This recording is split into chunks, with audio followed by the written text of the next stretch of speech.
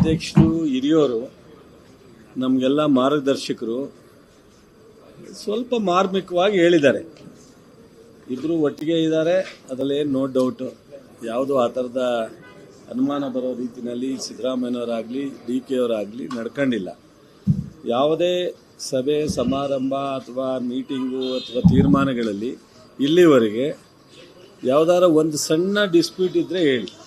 But ಜನರಲ್ಲಾಗಿ ಅವರು ಭಾಷಣ ಮಾಡೋ ಸಂದರ್ಭದಲ್ಲಿ ಇವರಿಬ್ಬರು ಒಟ್ಟಿಗೆ ಹೋದರೆ ಪಾರ್ಟಿಗೆ ಒಳ್ಳೆಯದು ಅನ್ನೋ ರೀತಿಯಲ್ಲಿ ಸೂಕ್ಷ್ಮವಾಗಿ ಹೇಳಿದ್ದಾರೆ. ಅಲ್ಲಿ ಇಲ್ಲಿ ಚರ್ಚೆ ಆಗ ಅದನ್ನು ತಾವು ಬೇರೆ ಬೇರೆ ರೀತಿಯಲ್ಲಿ ದಿಕ್ಕಿನಲ್ಲಿ ತೊಗೊಂಡೋಗುವಂಥದ್ದು ಏನು ಬೇಡ ಅಂತ ಅನಿಸುತ್ತೆ. 100% ಕಾಂಗ್ರೆಸ್ನಲ್ಲಿ ಎಲ್ಲ ಒಂದೇನೆ ಹೈಕಮಾಂಡ್ ಡಿಸಿಷನ್ಗೆ ಎಲ್ಲರೂ ಬಂದು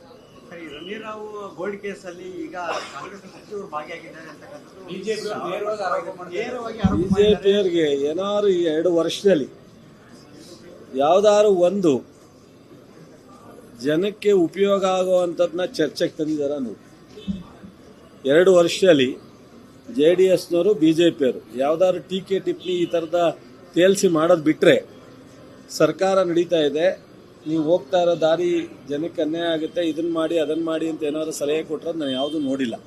ಬರೀ ಅವ್ರ ಮೇಲೆ ಅಟ್ಯಾಕು, ಇವ್ರ ಮೇಲೆ ಅಟ್ಯಾಕು, ಈ ಪೆನ್ ಡ್ರೈವು ಇವರನ್ನು ಇದು ಮಾಡಿ ಅಥವಾ ಈ ಥರ ಏನಾದ್ರು ಬಿಟ್ಟರೆ ಅವ್ರಿಗೆ ಏನಾಗುತ್ತೆ ಸ್ಪಷ್ಟತೆ ಇಲ್ಲ. BJPಯವರಿಗೆ JDSನವ್ರಿಗೆ ವಿರೋಧ ಪಕ್ಷದಲ್ಲಿ ಕೆಲಸ ಮಾಡುವಂಥ ಸಂದರ್ಭದಲ್ಲಿ ಸ್ಪಷ್ಟತೆ ಕಾಣ್ತಾ ಇಲ್ಲ. ನನಗೆ ಇರೋ 30 ವರ್ಷದ ಅನುಭವದಲ್ಲಿ ಸ್ಪಷ್ಟತೆ ಇಲ್ಲ ಅವರಿಗೆ. ಮತ್ತು 5 ವರ್ಷದಲ್ಲಿ ನಾವು ಇಂತಿಂಥ ಕಾರ್ಯಕ್ರಮ ಮಾಡಿದ್ದೋ ಅದನ್ನು ತಪ್ಪಿಸಿದ್ದೀರಾ, ಈ ಕಾರ್ಯಕ್ರಮ ಜನಪರವಾಗಿತ್ತು, ನೀವು ಮಾಡ್ತಾ ಇರ್ತಕ್ಕಂಥದ್ದು ತಪ್ಪಾಗಿದೆ ಅನ್ನೋ ಥರ ಹೇಳೋದಕ್ಕೆ ಅವ್ರು ಯಾವುದೂ ಕಾರ್ಯಕ್ರಮ ಇಲ್ಲ. ಅನಾವಶ್ಯಕವಾಗಿ ಸಿಕ್ಕಾಬಟ್ಟೆ ಅಬ್ನಾರ್ಮಲ್ ಆಗಿ ಫೈನಾನ್ಸ್ ವ್ಯತ್ಯಾಸವನ್ನು ಮಾಡ್ಕೊಂಡಿದ್ರು. ಸೊ ಮುಂದೇನಾದ್ರೂ ನಾವು ನಮಗೆ ಈಗ ಮಾಡ್ತಾ ಇದ್ದಾರೆ ಅಥವಾ ನಮಗೆ ಅವಕಾಶಕ್ಕಿಂತ ಗುರಿ ಇದೆ ಅನ್ನೋ ಅದೂ ಇಲ್ಲ. ಸೊ ಅವ್ರು ಈ ಥರದ ಬರೀ ಟೀಕೆ ಟಿಪ್ಪಣಿ ಬಿಟ್ಟರೆ ಪಾಪ ಏನು ಮಾಡ್ತಾರೆ? ಅವರಿಗೆ ಯಾರ ಅಡ್ವೈಸರ್ ಸರಿ ಇಲ್ವೋ ಅಥವಾ ಅವರಿಗೆ ಅವರಲ್ಲಿರ್ತಕ್ಕಂಥ ಸಾಮರ್ಥ್ಯನೇ ಅಷ್ಟೋ ನಮಗೆ ಗೊತ್ತಿಲ್ಲ. ಬಹುಶಃ ಅದರಿಂದ ಸೊ ಟೀಕೆ ಟಿಪ್ಪಣಿಗೆ ಏನು ಅಷ್ಟೊಂದು ಮಹತ್ವ ಏನು ಕಾಣ್ತಾ ಇಲ್ಲಪ್ಪ ನನಗಂತ. ಸೊ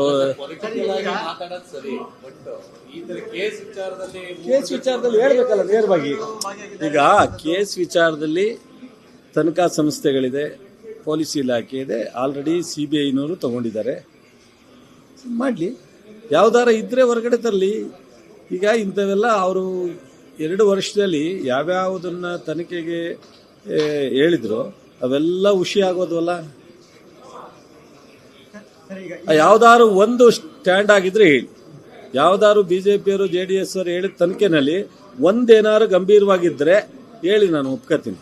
ಸೊ ಈಗ ಫಿಲಮ್ ಆಕ್ಟರ್ ಗೋಲ್ಡ್ ಇದ್ರ ಬಗ್ಗೆ ಏನು ಹೇಳ್ತಾ ಇದ್ದಾರೆ ಅದನ್ನ ಯಾರಾದ್ರೂ ಹೆಸರು ಹೇಳಿ.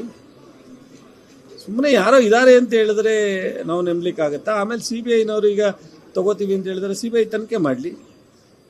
ಅದ್ಯಾಕೆ ಇಂಟರ್ನ್ಯಾಷನಲ್ ಮಾರ್ಕೆಟಿಂದ ಬಂದಿರೋದ್ರಿಂದ CBI ತನಿಖೆ ಮಾಡೋದ್ರಿಂದ ಮಾಡಲಿ. ಆ ಥರ ಇದ್ರೆ ಗೊತ್ತಾಗುತ್ತಲ್ಲ.